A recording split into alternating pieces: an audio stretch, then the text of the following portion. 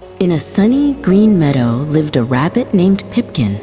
Pipkin had twitchy whiskers, a fluffy white tail, and feet that loved to go fast. Faster, faster, faster, he'd puff, zipping past the buttercups. In the same meadow lived a turtle named Cecil. Cecil had a strong, patterned shell and feet that loved to go slow. Slow and steady, he would hum, taking time to say hello to a ladybug crawling on a leaf. One bright morning, Pipkin zipped right past Cecil. "I'm the fastest in the whole meadow," Pipkin bragged. "I bet I can get to the top of Clover Hill before you." Cecil blinked his slow, wise eyes.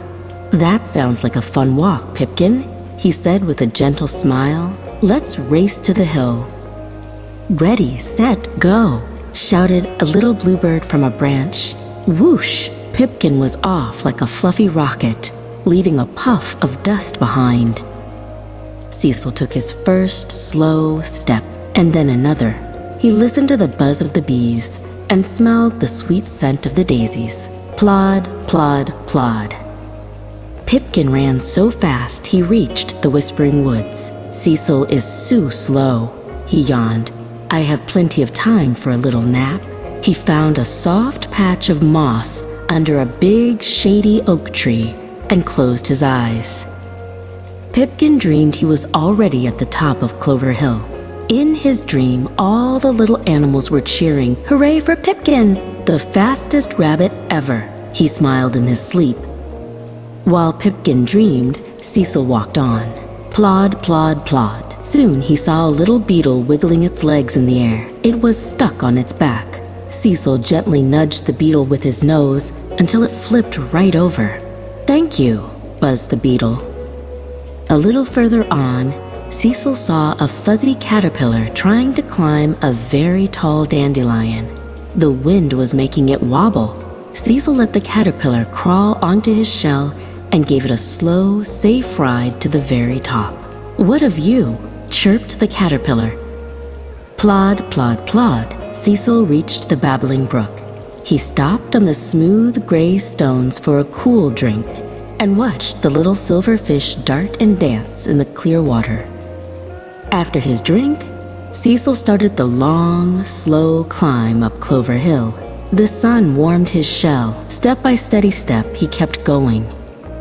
Suddenly, Pipkin's nose twitched. He opened his eyes.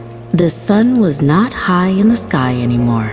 It was sinking low and making long shadows. "Oh no," he gasped. "I slept too long." He jumped to his feet and started running. Zip, zag, zoom.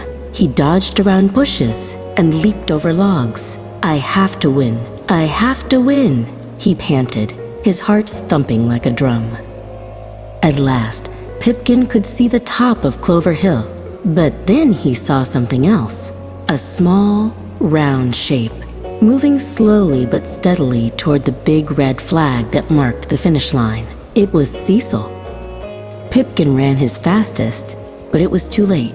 Just as he reached the bottom of the hill, Cecil took his last, slow step over the finish line. The little bluebird and the beetle and the caterpillar all cheered, "Hooray for Cecil!" Pipkin skidded to a stop, out of breath. You won," he puffed. Cecil smiled his kind, slow smile. "I just kept going," he said. "Sometimes, slow and steady is the best way to get where you want to go." From that day on, Pipkin was still the fastest rabbit in the meadow. But sometimes, he liked to slow down and walk with his new friend, Cecil, to see all the wonderful things he had missed when he was in a hurry.